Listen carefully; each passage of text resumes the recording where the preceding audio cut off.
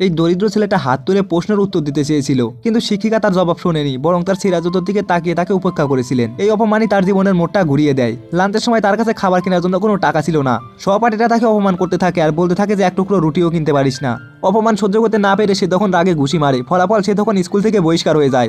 এরপর সে ভুল পথে পা বাড়ায়, রাস্তায় ছিনতাই করা, মদ্যপ লোকদের লুট করা, এটাই হয়ে যায় তার জীবন। একদিন পুলিশ তাকে ধরতে আসে। সে তখন নর্দমার ভিতরে লুকিয়ে পড়ে, নিজের শরীরে ময়লা মেখে কোনো মতে বেঁচে যায়। সেদিন সে বুঝেছিল যে এই জীবন তার জন্য না। হঠাৎ একদিন সে টিভিতে দেখে যে একটি প্রশিক্ষণ কেন্দ্রে কাজ ও ট্রেনিং এর সুযোগ দেওয়া হচ্ছে। সে তখন মাকে জানায়। মা তখন নিজের খাবারের টাকা জমিয়ে ছেলের জন্য একটি নতুন জুতা কিনে দেন, কিন্তু দুর্ভাগ্য সেই জুতাটা চুরি হয়ে যায়। রাগে সে চোরকে প্রায় মেরেই ফেলতে যাচ্ছিল। ঠিক তখন একজন কোচ তাকে থামালেন এবং বলেন, তুমি কি আবার অন্ধকারে ফিরতে চাও নাকি নিজের জীবন বদলাতে চাও? সে তখন বেছে নেয় দ্বিতীয় পথ, বক্সিং। প্রথম ম্যাচে সে মার খায় আর হেরে যায়। সবাই তাকে নিয়ে হাসাহাসি করে, কিন্তু তার শক্তি দেখে কোচ বুঝলেন যে এই ছেলের ভিতরে লুকিয়ে আছে একটা ভয়ঙ্কর শক্তি। তিনি তাকে শিখালেন যে তোমার সবথেকে বড় শত্রু হচ্ছে নিজের রাগ। সে রাগকে শক্তিতে পরিণত করতে শিখো। মাত্র 1 বছরের মধ্যে সে তখন অলিম্পিকে জায়গা পায়, আর মাত্র 19 বছর বয়সে সে শক্তিশালী প্রতিপক্ষকে হারিয়ে জিতে নেয় গোল্ড মেডেল। কিন্তু তবুও সে সম্মান পায় না। তখন সে সিদ্ধান্ত নেয় সে হবে বিশ্ব চ্যাম্পিয়ন।